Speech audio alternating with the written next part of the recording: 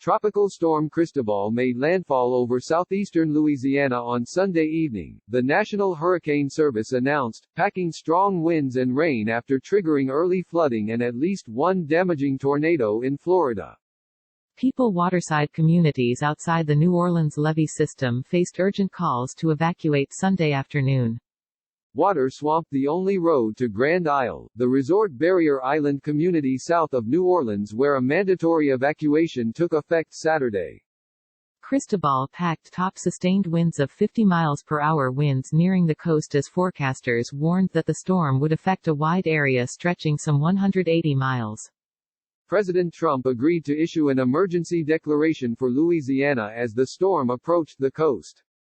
Meanwhile, in Florida, a tornado splintered and uprooted trees and downed power lines south of Lake City near Interstate 75, but there were no immediate reports of injuries.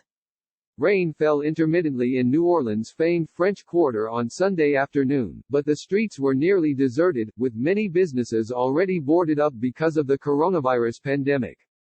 Daniel Priestman said he didn't see people frantically stocking up as he did before other storms.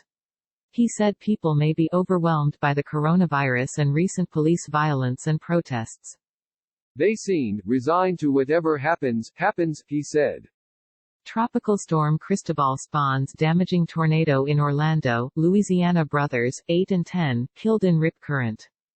Tropical storm warnings were in effect for most of Sunday from Intracoastal City in Louisiana to the Okaloosa-Walton County line in Florida, the National Hurricane Center said. Forecasters said some parts of Louisiana and Mississippi were in danger of as much as a foot of rain, with storm surges of up to 5 feet. The Louisiana National Guard had dozens of high-water vehicles and rescue boats ready to go across South Louisiana. 3 teams of engineers were also available to help assess potential infrastructure failures, the Guard said in a news release. The Sewerage and Water Board of New Orleans urged residents to avoid underpasses and low-lying areas where water can pool during inevitable street flooding given the city's aging street drainage system had limits.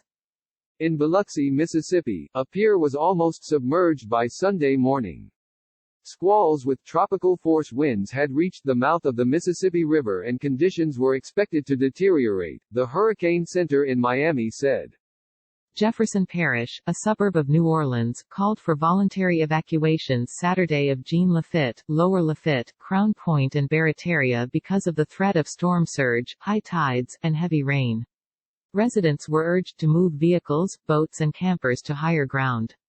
A similar order was issued for several Plaquemines Parish communities. The parish's president, Kirk Lepini, said the order was issued as a precaution. Click here to get the Fox News app. The National Weather Service said heavy rainfall and the risk of flash flooding will move inland Sunday night. The Associated Press contributed to this report.